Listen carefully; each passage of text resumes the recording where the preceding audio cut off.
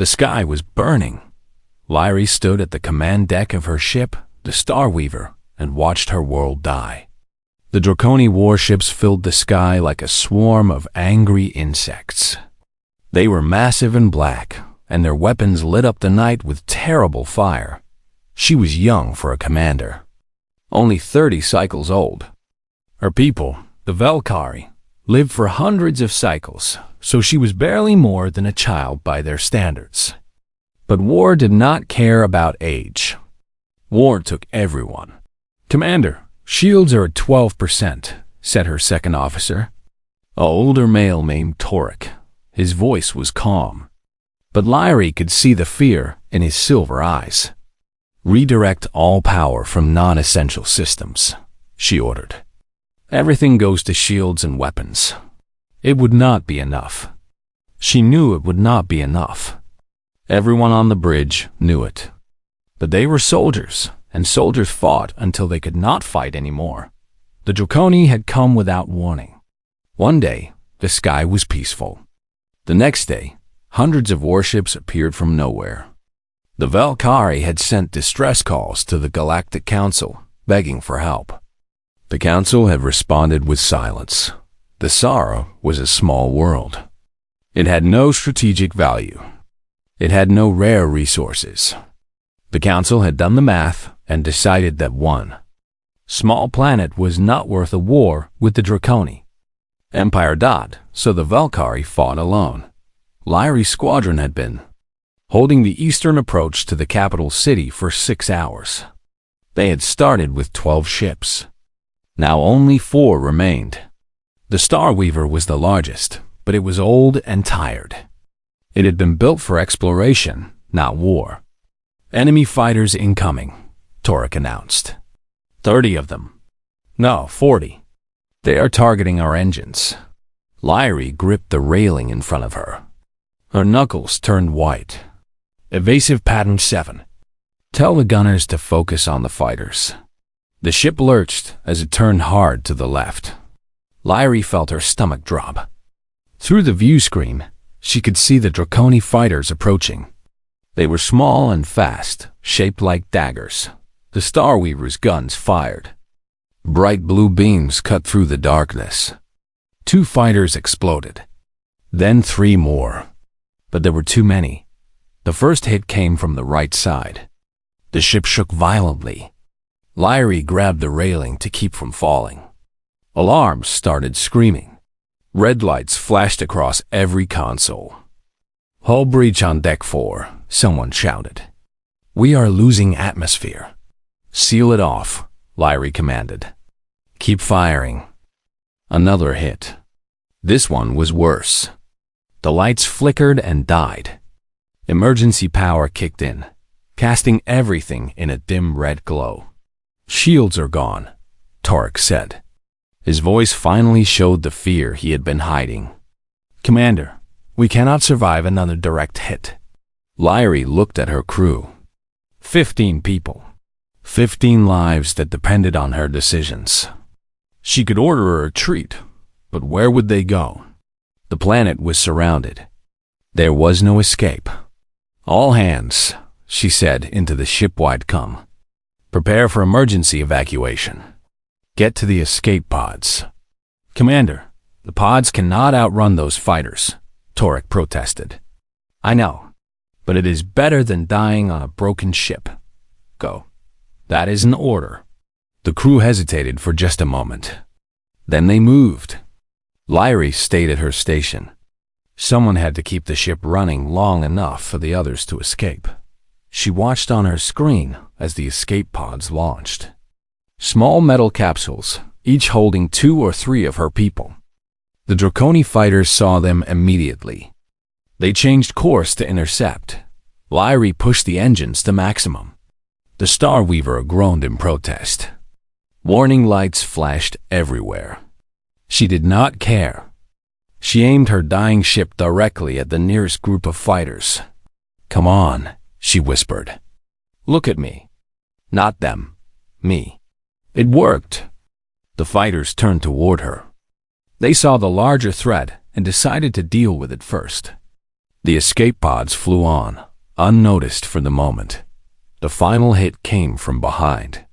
Something big and powerful. The Starweaver broke apart like a toy. One moment, Lyrie was standing at her console. The next moment, she was flying through the air. Then through the hull. Then into the cold emptiness of space. Her suit sealed automatically. Emergency systems activated. A small bubble of air surrounded her head. But she knew it would not last long. 20 minutes, maybe 30. She floated among the wreckage of her ship. Pieces of metal drifted past her. Some of them were on fire, which should have been impossible in space. But somehow they burned anyway. She saw bodies too. She tried not to look at them. The Draconi fighters flew past her. They were looking for bigger targets. One dying Valkyrie floating in the debris was not worth their attention. Lyrie activated her distress beacon. It was a pointless gesture. No one would come. The Council had abandoned them. The Valkyrie fleet was destroyed. She was alone. She closed her eyes and tried to make peace with what was coming. Her people believed that death was just another journey. The spirit left the body and traveled to the eternal stars, where all Valkyrie eventually reunited with their ancestors. She hoped it was true. She hoped she would see her mother again, her father, her little brother, who had died in the first wave of the attack. Time passed slowly. The air in her suit grew thin. Each breath became harder than the last. She felt herself getting dizzy. The stars above her started to blur together. Then she saw something strange. A light moving toward her. Not a Draconi ship. This light was different. Warmer somehow. She thought she was imagining it. Her brain was dying from lack of oxygen. It was making her see things that were not there. But the light kept coming. It grew bigger and brighter. It took shape. A ship. A small, ugly, battered ship that looked like it had been patched together from a dozen different wrecks. The ship flew through the debris field. It dodged pieces of wreckage with surprising skill. It came straight toward her. A voice crackled in her helmet. The words were strange. A language she did not recognize. Then her translator kicked in. Hang on. We are coming to get you. Just hang on. Lyrie tried to respond. She tried to ask who they were. But she had no air left. She could not speak. She could not even keep her eyes open anymore. The last thing she felt before the darkness took her was a pair of hands grabbing her arms. Strong hands. Warm hands. The last thing she heard was a voice. A female voice, calm and confident. I got her. She is alive. Get us out of here, Danny. Now. Then there was nothing. She woke up slowly. The first thing she noticed was the smell. It was strange. Different from any ship she had been on before. There was food somewhere nearby. Something warm and rich. The second thing she noticed was the pain. Her entire body hurt. Every muscle, every bone. She tried to move and gasped. Easy now. Do not try to move too fast. Lyrie opened her eyes. A female was standing over her. Not a Valkyrie. Something else. The creature had soft brown skin and dark hair and eyes that were warm and kind. Where am I? Lyrie managed to ask. Her throat was dry and rough. You are on the Resolute, the female said. I am Grace. I am the medic on this ship. You were in pretty bad shape when we found you, but you are going to be okay. Lyrie looked around. She was in a small room filled with medical equipment. The walls were metal, covered in patches and repairs. Everything looked old but clean. Who are you? She asked. What species? Grace smiled. It was a strange expression. Valkyrie did not smile the same way. We are humans, Grace said. From a planet called Earth. You probably have not heard of us. Most people have not. Lyrie had heard of humans. Barely. They were a young species, new to space travel. They had no empire, no power, no influence. They were nobody. So why were they here? Why did you save me? Lyrie asked. Grace looked at her for a long moment. Then she smiled again and patted Lyrie gently on the arm.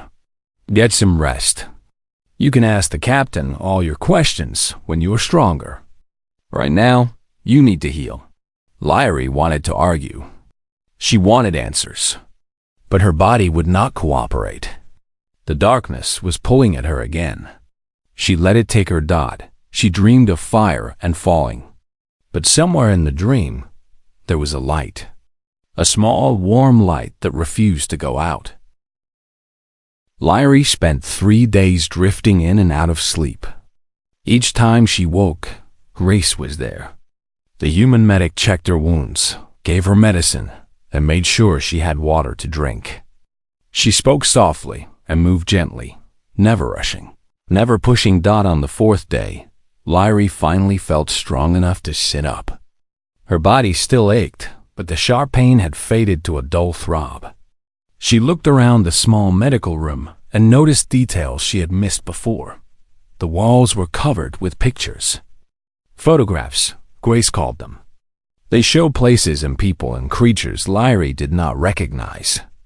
One picture showed a large body of water under a blue sky. Another showed a group of humans standing together, smiling at the camera. That is my family, Grace said when she noticed Lyrie looking. My parents, my sister, and my 2 brothers. That picture is from 5 years ago, before I left Earth. You missed them, Lyrie said. It was not a question. Every day. But I had to go. I needed to see what was out there. Grace checked one of the machines beside the bed. How are you feeling? Better. Weak, but better. Good. The captain wants to meet you, if you feel up to it. He's been asking about you every few hours. Lyrie nodded. She had questions of her own. Many questions. Grace helped her stand. Lyrie's legs felt shaky and strange, but she managed to walk. They moved through a narrow hallway. The ship was small, much smaller than any military vessel Lyrie had served on. It looked like it could hold maybe 20 people at most. The walls were dented and scratched. Cables hung from the ceiling in some places. Everything looked old and worn. But it was clean, and the air smelled fresh, and the lights worked. They reached a larger room. This was the common area, Lyrie guessed. There were chairs and tables and screens on the walls. 5 humans were sitting around, talking and eating. They all stopped when Lyrie entered. One of them stood up. He was taller than the others, with light brown hair that was starting to turn gray at the edges. His face was lined and weathered, like someone who had spent many years in hard places. But his eyes were kind. You must be our guest, he said. His voice was deep and warm. I am Danny Callahan. I am the captain of this ship. Lyrie looked at him. This was the man who had risked everything to save her. This was the man whose name she had heard Grace say before she lost consciousness. Why? She asked. Danny blinked. Why what? Why did you save me? You do not know me. You have nothing to gain. The Draconi could have killed you. Why would you risk your ship and your crew for one stranger? The other humans in the room exchanged looks. Danny just smiled. It was the same strange smile Grace had given her. Lyrie was starting to think it meant something important. Because you needed help, Danny said simply. That is all. Lyrie stared at him. She waited for him to say more. He did not. That is not how the galaxy works, she said. No one does anything for free. Everything has a price. Everything is a trade. Danny pulled out a chair and sat down. He gestured for Lyrie to do the same. She did, slowly, still watching him carefully. Maybe that is how the galaxy works, Danny said. But it is not how we work. Not how humans work. At least, not the humans on this ship. That makes no sense. Maybe not. But it is true. One of the other humans laughed. He was younger than Danny, with messy black hair and a wide grin. Do not bother trying to understand it. We have been traveling with Danny for 4 years, and we still do not understand how his brain works. Shut up, Eric, Danny said, but he was smiling. This is Eric. He is our engineer. If something on this ship breaks, which happens often, he fixes it. Eric waved at Lyrie. Nice to meet you. Sorry about your planet. That was really bad luck. Lyrie felt something twist in her chest. Her planet. Her people? She had been so focused on surviving that she had not let herself think about what she had lost. What happened to the Sara? She asked quietly. After you found me? The room went silent. Danny's smile faded. The Draconi took the planet, he said gently. The fighting stopped about 12 hours after we pulled you out. The Valkyrie military surrendered. We have not heard much since then. Communications have been blocked. Lyrie closed her eyes. She had known. Deep down, she had known. But hearing it said out loud made it real. How many of my people survived? We do not know. Some, for sure. The Draconi are conquerors, but they do not usually kill everyone. They want workers and resources. They will keep your people alive. Just not free. Lyrie opened her eyes. I have to go back.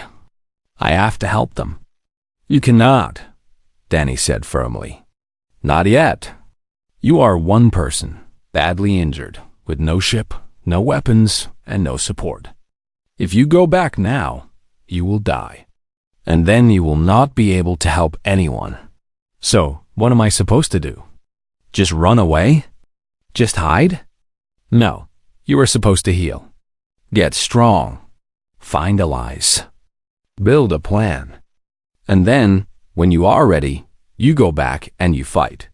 Lyrie wanted to argue. She wanted to scream that waiting was the same as giving up. But she knew Danny was right. She hated that he was right. Grace put a hand on her shoulder. You are not alone. We will help you get to safety. There are neutral stations where you can contact other Valkyrie. Find the ones who escaped. Start rebuilding. Why? Lyrie asked again. Why are you helping me? I still do not understand. Danny leaned forward. His eyes met hers directly. Because that is what you do. When someone is drowning, you pull them out of the water. When someone is hurt, you help them heal. When someone is lost, you help them find their way. That is just what you do. It is not complicated. But you could die. You nearly did die, coming through that blockade. Maybe, but we did not. And even if we had, it would have been worth it. Worth it? To save one stranger? How is that worth your lives? Danny smiled that strange smile again. Because if we are not willing to risk our lives for strangers, then what are we? Just animals, fighting over scraps. Just selfish creatures, caring only about ourselves. That is not who we are. That is not who I want to be. Lyrie did not know what to say. She had met many species in her life. She had studied their cultures, their histories, their philosophies. None of them thought like this. None of them saw the universe this way. It was foolish. It was dangerous. It went against every rule of survival. But somehow, sitting in this cramped room surrounded by these strange creatures, Lyrie felt something she had not felt since the attack. She felt hope. The days passed. Lyrie grew stronger. She spent her time learning about the ship and its crew. Eric the engineer was loud and funny. He told jokes that Lyrie did not understand and laughed at his own humor. But he was brilliant with machines. He kept the old ship running through sheer stubbornness and skill. Zoe was the pilot. She was a small woman with short red hair and sharp eyes. She did not talk much, but when she did, her words were quick and smart. Lyrie watched her fly the ship once and was amazed. The woman moved the controls like they were part of her own body. Nathan was the navigator. He was quiet and gentle, with a habit of bringing Lyrie cups of hot liquid called tea. It tasted strange at first, but she grew to like it. He told her about the stars they were passing, naming each one and sharing its history. Kyle was the youngest. He was barely an adult by human standards. He operated the ship's weapons. He was nervous around Lyrie at first, but soon he started telling her jokes. Just like Eric. His jokes were even worse. And then there was Grace, the medic who had kept her alive. The woman who sat with her through the nightmares that came every night. Grace never asked questions. She just stayed. She was simply there. These humans were nothing like Lyrie had expected. They argued with each other and made fun of each other, and sometimes got angry. But underneath all of that, there was love. Real love. They were a family, bound not by blood, but by choice. One night, Lyrie could not sleep. She walked to the common area and found Danny sitting alone, looking out a small window at the stars. "May I join you?" she asked. Of course. She sat down beside him. For a while, neither of them spoke. "I've been thinking about what you said," Lyrie finally said. "About helping strangers. About risking your life for people you do not know. And I think I understand now. A little bit, at least." Danny looked at her. "Yeah? It is not about logic. It is not about gain. It is about who you want to be. What kind of person. What kind of life you want to live." Danny nodded slowly. "That is pretty much it. Humans are strange. So I have been told." They sat in silence again, watching the stars slide past. 3 days later, the Resolute reached a neutral station. Lyrie could contact her people from here. She could find other survivors. She could begin the long journey of rebuilding. It was time to say goodbye. Lyrie stood at the airlock, facing the crew who had saved her life. She wanted to thank them. She wanted to tell them what they meant to her. But the words would not come. "Take care of yourself," Danny said. "And when you are ready to fight, come find us. We will be there." Lyrie nodded. She turned and walked through the airlock. She did not look back. She knew that if she looked back, she would not be able to leave. But as she walked into the station, she made a promise to herself. Someday, she would find them again. Someday, she would repay this debt. Someday. 7 years passed. Lyrie stood on the bridge of her flagship, the Dawn of the Sara, and watched as the last Draconi warship fled into deep space. Around her, the bridge crew erupted in cheers. After 3 years of fighting, the occupied world of Kethera was finally free. She did not cheer. She stood quietly, hands clasped behind her back, watching the enemy disappear. Admiral Lyrie, her first officer, said, approaching with a datapad. "The ground forces report total liberation of the capital city. Enemy casualties are high. Ours are minimal. It is a complete victory. Contact the civilian shelters," Lyrie ordered. "Begin distributing food and medical supplies immediately. And find the Draconi prison camps. Our people have been waiting too long." "Yes, Admiral." Lyrie turned and walked off the bridge. She needed to be alone for a moment. The weight of command was heavy, and sometimes she needed space to breathe. 7 years. It felt like a lifetime. It felt like yesterday. After leaving the Resolute, Lyrie had found other Valkyrie survivors at the neutral station. There were more than she expected. Thousands had escaped the planet before the final surrender. Many more had fled from orbiting stations and outposts. They were scattered, broken, and afraid. They had no leader. They had no plan. They had no hope. Lyrie gave them all 3. She was young, but she had experience. She had commanded ships. She had fought the Draconi and survived. More importantly, She had a fire inside her that refused to go out. She organized the survivors. She built a resistance. She turned refugees into soldiers and traitors into spies. She made alliances with species who hated the Draconi. She begged, borrowed, and stole ships and weapons. It took 4 years before they were strong enough to strike back. Their first victory was small. A single supply convoy destroyed in a surprise attack. But it proved that the Draconi could bleed. More victories followed. Small ones at first, then bigger. The Volcari resistance became the Volcari Liberation Fleet. Lyri became Admiral Lyri, the youngest flag officer in her species' history. She had changed in those 7 years. She was no longer the frightened young commander who had floated helplessly in the void. She was harder now, colder. She had seen too much death, made too many hard choices, but she never forgot. Every night, before she slept, she thought about the Resolute. She thought about Danny Callahan and his strange philosophy. She thought about Grace and her gentle hands.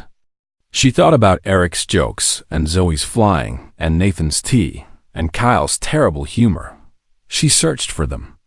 Whenever she could spare time and resources, she sent queries through official channels. A human ship called the Resolute, captain named Danny Callahan, last seen near the Zara 7 years ago. The searches always came back empty. Human ships were hard to track. They did not register with the major powers. They wandered wherever they wanted, stopping at small ports and remote stations. They were ghosts, drifting through the galaxy. Sometimes Lyri heard rumors. A trader at a distant station mentioned seeing a battered human ship matching the Resolute's description near the Frontier Nebula. A smuggler claimed to have done business with a human captain named Danny somewhere in the Outer Rim, but every lead went cold. Every trail ended in nothing. Part of Lyri feared the worst. The galaxy was dangerous. Humans were fragile. Their bodies broke so easily. They aged so quickly. 100 things could have killed them in 7 years, but another part of her refused to believe it. Danny Callahan was too stubborn to die. The whole crew was too stubborn. They would not give up. They would not stop flying. That was not who they were. So Lyri kept searching and waiting and hoping. The war with the Draconi ended 2 years after the liberation of Kethera. It was not a surrender. The Draconi were too proud for that. But they agreed to a treaty. They gave up their claims to Volcari territory. They released their prisoners. They paid reparations. The Zara was free again. Lyra returned to her homeworld for the first time since the invasion. She stood on the same landing platform where she had boarded the Starweaver all those years ago. She looked up at the sky. It was blue again. No flames, no warships. Just clouds and sunlight. She cried. For the first time in years, she let herself cry. She became a hero to her people. They called her the Liberator. They built statues of her. They named ships after her. Children learned her name in schools. Lyri hated it. She had not fought for glory or fame. She had fought because it needed to be done. Because her people needed help. Because that was what you did. She smiled whenever she thought that. She sounded like Danny Callahan. One morning, 6 months after the treaty was signed, Lyri was working in her office on the Zara. She had retired from military command and taken a position in the new civilian government. It was quieter work, but important. Rebuilding was harder than destroying. Her assistant entered with a message card. "This arrived for you, Admiral. From the Galactic Council." Lyri frowned.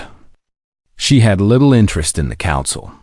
They had abandoned her people when it mattered most. She had not forgotten that, but she took the card and read it anyway. The message was formal and stiff, written in the proper diplomatic language of the council. It took her 3 readings to understand what it actually said. The council was hosting a ceremony, a celebration of courage and sacrifice during the Draconi War. Representatives from dozens of species would attend. Heroes would be honored. Speeches would be given. Lyrie almost deleted the message.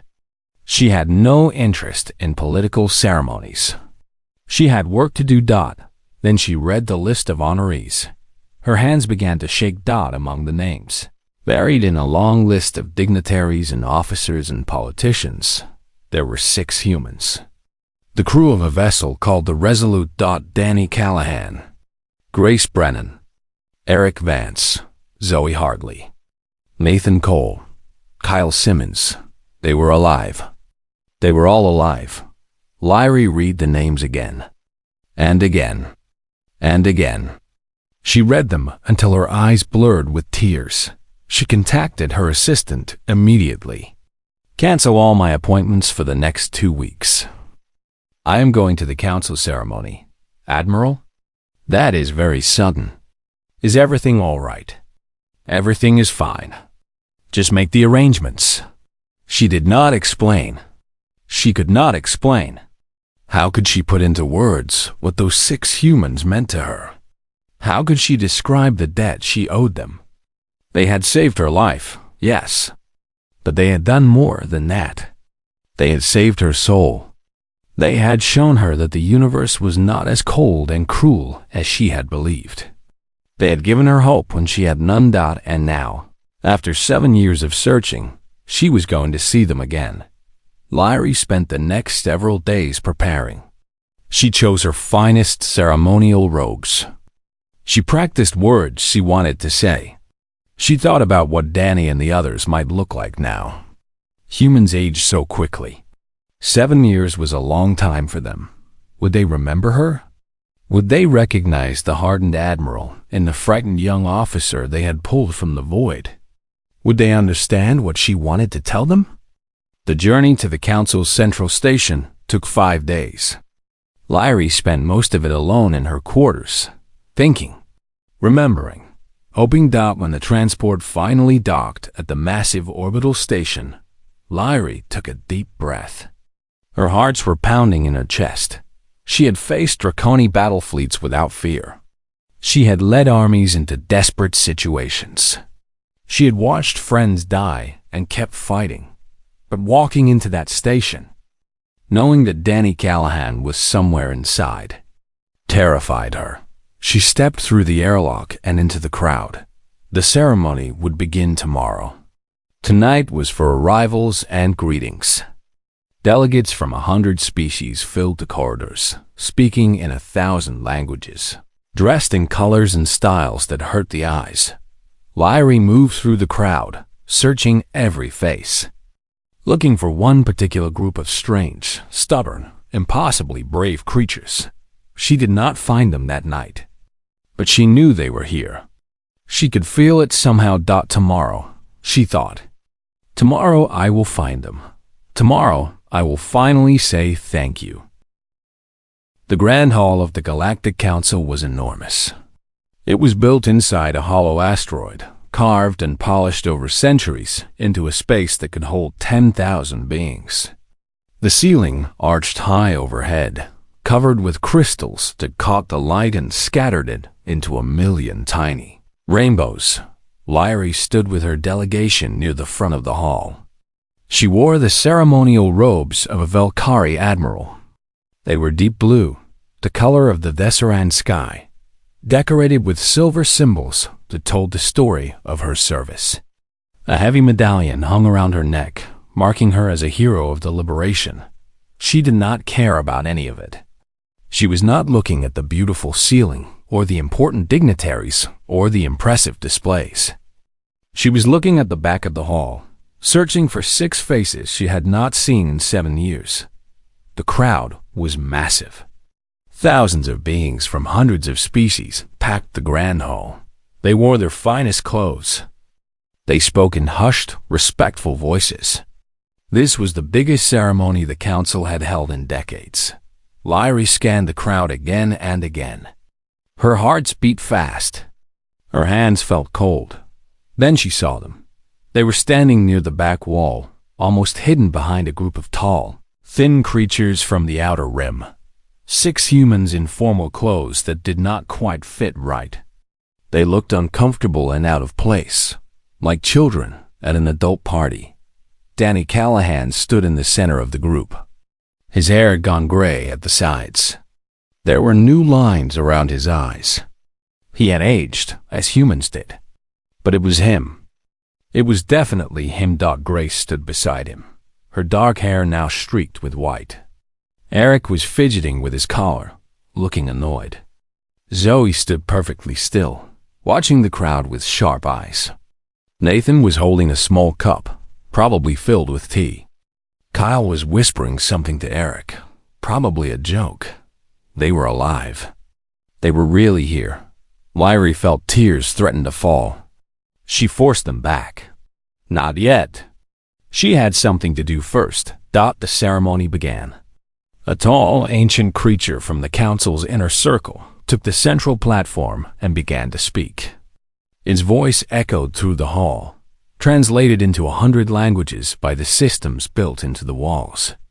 We are gathered to honor those who showed courage in the darkness, those who fought when others fled, those who gave without asking, those who proved that the galaxy, for all its cruelty, still holds beings of honor and strength. The speeches went on for hours. One by one, representatives from different species stepped forward to praise their heroes. Generals spoke of battles won. Politicians spoke of sacrifices made.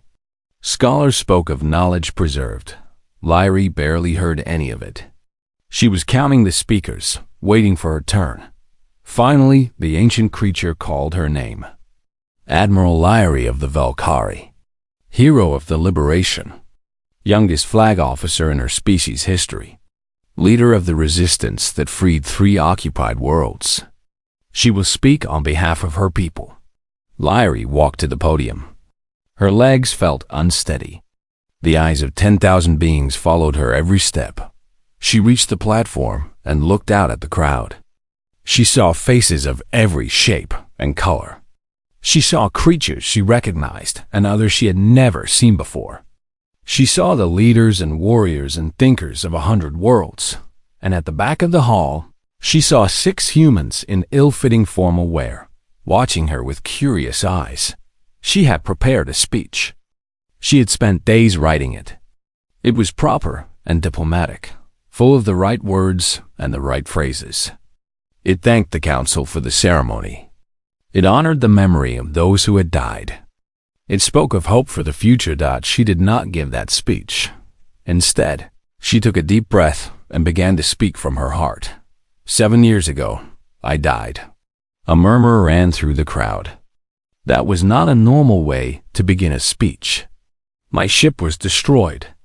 My squadron was gone. I floated in the void alone, waiting for the cold to take me. I had accepted my fate. I had made peace with the stars. She paused, letting the words settle. And then a ship appeared. A small, battered vessel with a crew of 6 humans. Another murmur. Heads turned, searching for the humans in the crowd. They had no reason to save me. They had no obligation. The Galactic Council had abandoned my world. Every species with sense had fled the sector. The Draconi controlled everything. Anyone who tried to help would die. She looked directly at Danny, but these humans came anyway. The hall was completely silent now. Every being was listening. When I woke up on their ship, I asked their captain why he had risked everything for one dying stranger. Do you know what he said? She smiled, a rare expression for a Valkyrie. He said, because you needed help. That was all.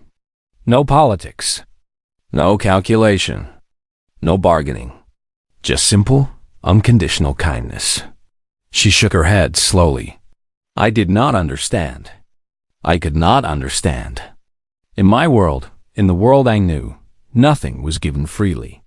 Every favor had a price. Every alliance was a transaction. That was how the galaxy worked.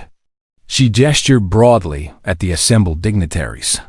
That is how most of you think. I know it is. I have dealt with enough of you to know. A few uncomfortable shifts in the crowd. Lyrie did not care. But humans are different. I have spent 7 years trying to understand them. I have studied their history, their culture, their philosophy, and I have reached a conclusion that I suspect many of you will find disturbing. She straightened her shoulders and raised her voice. Humans are not the strongest species in the galaxy. They are not the most advanced. They are not the oldest or the wisest or the most powerful. By every measure that matters in galactic politics, they are nobody. A young species from a small world, barely capable of traveling between stars. She paused. And yet, they terrify me. They should terrify all of you. Shock rippled through the crowd. This was not what anyone expected from a diplomatic speech. Not because they are dangerous. Not because they are violent. But because they possess something that we, in all our power and wisdom, have lost. Lyrie's voice dropped, but the translators carried it clearly to every corner of the hall. They still believe that strangers are worth saving. They still believe that kindness is not weakness. They still believe that doing the right thing is more important than doing the safe thing. She let those words hang in the air. When the Resolute came through that draconic blockade, every rule of logic said they should die. 6 humans against an empire. A broken ship against a battle fleet. It was impossible. It was suicide. She smiled again. They did it anyway. And they survived. And they saved one foolish young officer who would have died in the cold. She looked at Danny again. He was staring at her with wide eyes. She could see Grace next to him, covering her mouth with her hand. I have carried a debt for 7 years. Every victory I won, every world I freed, every life I saved, I owed to them. Because if they had not pulled me from the wreckage, I would not be here. The Valkyrie resistance would not exist. 3 worlds would still be in chains. She stepped away from the podium, and they do not even know. They probably do not remember me. I was just one stranger among many. One more person who needed help. She began to walk toward the back of the hall. The crowd parted before her. Thousands of beings stepped aside, watching in stunned silence. Danny and his crew stood frozen. They looked confused, uncertain, perhaps a little afraid. Lyrie stopped directly in front of Danny Callahan. She was close enough to see the gray in his hair, the lines around his eyes, the slight tremble in his hands. He was older. He was fragile. He was mortal. And he was the bravest being she had ever known. "Captain Callahan," she said, loud enough for the entire hall to hear. "Do you remember me?" Danny stared at her for a long moment. His eyes moved over her face, searching for something familiar beneath. The Admiral's uniform and the years of hardship. Then his face broke into that smile.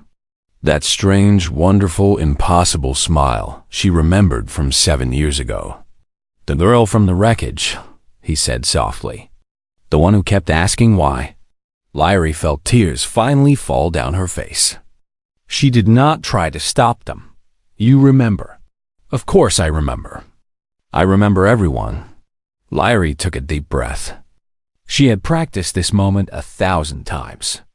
She had imagined what she would say, how she would say it, what it would mean. None of her practice prepared her for this. "I have something to tell you," she said. "Something I should have said 7 years ago." Danny nodded slowly. The entire hall was silent, watching. Lyrie gathered her courage. Tomorrow, she would complete what she needed to do. Tomorrow, she would tell them everything. Tomorrow, she would give them the honor they deserved. But tonight, standing in front of the man who had saved her, she could only say one thing. "Thank you." Danny smiled again. And then, to her shock, he pulled her into a hug. The crowd gasped. Physical contact between species was not common in diplomatic settings. It was considered improper. Dangerous. Even Danny clearly did not care. "You made it," he whispered in her ear. I knew you would. Lyrie closed her eyes and let herself be held. For the first time in 7 years, she felt like that frightened young officer again. But this time, she was not afraid. This time, she was home. The hug lasted only a moment, but to Lyrie, it felt like forever. When Danny finally released her, she saw that his eyes were wet. The old captain was crying. "Look at you," he said quietly. "An admiral. A hero. I told the crew you would do great things." Grace stepped forward. Her face was streaked with tears, but she was smiling. "You look so different. So strong. But I can still see that scared girl underneath it all." "I am still scared," Lyrie admitted. "Just better at hiding it." Eric pushed through, his grin as wide as ever. "Hey, she remembers us. That is pretty cool.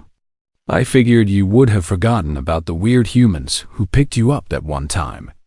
"I could never forget you," Lyrie said. "Any of you." She looked at each of them in turn.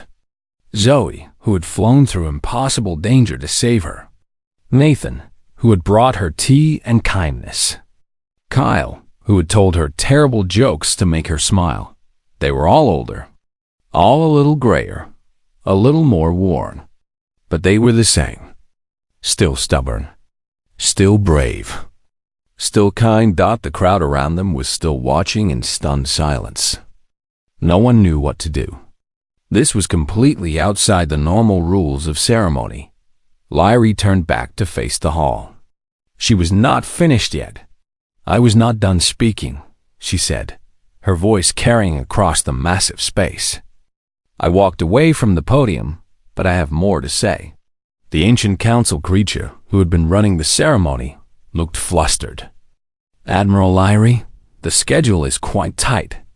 Perhaps we can arrange a private meeting after the formal events." "No," Lyrie's voice was firm. "What I have to say must be said here, in front of everyone, so that it cannot be forgotten or ignored." The creature hesitated, then nodded slowly. "Very well, proceed." Lyrie turned to stand beside Danny and his crew. She raised her voice so that every being in the hall could hear. The humans of the Resolute did not come to this ceremony expecting praise. They did not ask to be honored. They probably did not even want to come. But I asked the council to invite them. I insisted.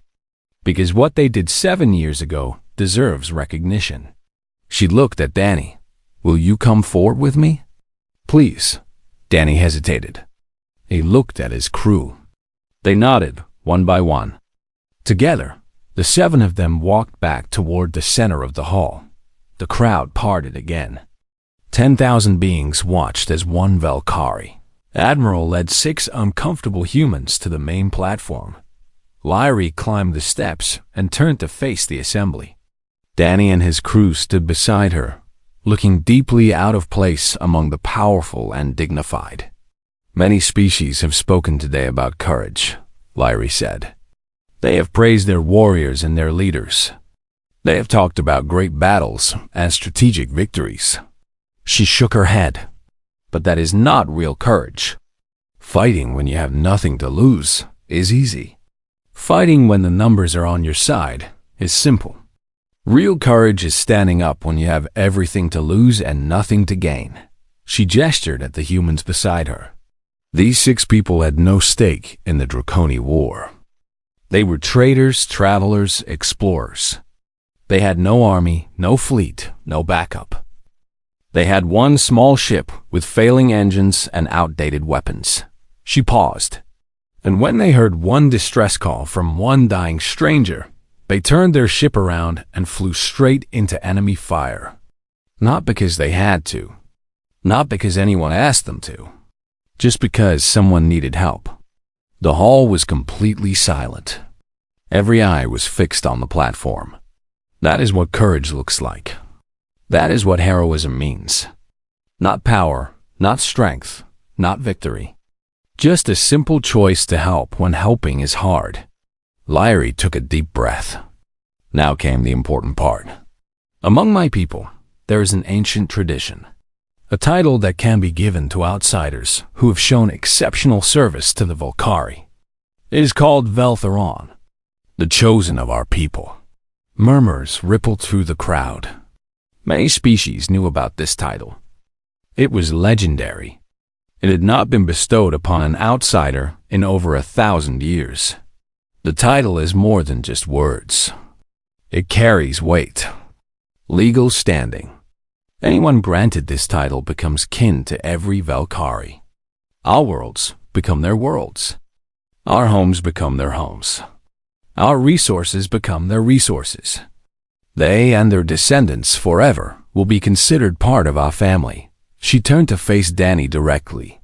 Captain Danny Callahan, you saved my life when you had no reason to.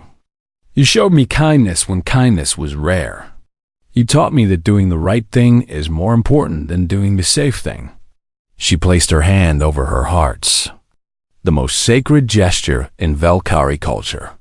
In the name of the Valkyrie people, in the presence of the Galactic Council and all assembled, I name you Veltheron, the chosen of our people. Danny's eyes went wide. Wait, that sounds like a really big deal. I was just doing what anyone would do. Lyrie smiled. That is exactly why you deserve it. Because you think saving lives is something anyone would do. Because you cannot understand why we are making a fuss. She turned to each of the others in turn. Grace Brennan, you held me together when I was broken. You sat with me through my nightmares. You never asked for thanks. You simply cared. She placed her hand over her hearts again. I name you Veltheron. Eric Vance, you kept that broken ship flying through impossible odds. You laughed in the face of danger. You made me smile when I had forgotten how. I name you Veltheron. Zoe Hartley, you flew through that blockade like it was nothing. You trusted your captain's crazy plan. You never hesitated. I name you Veltheron.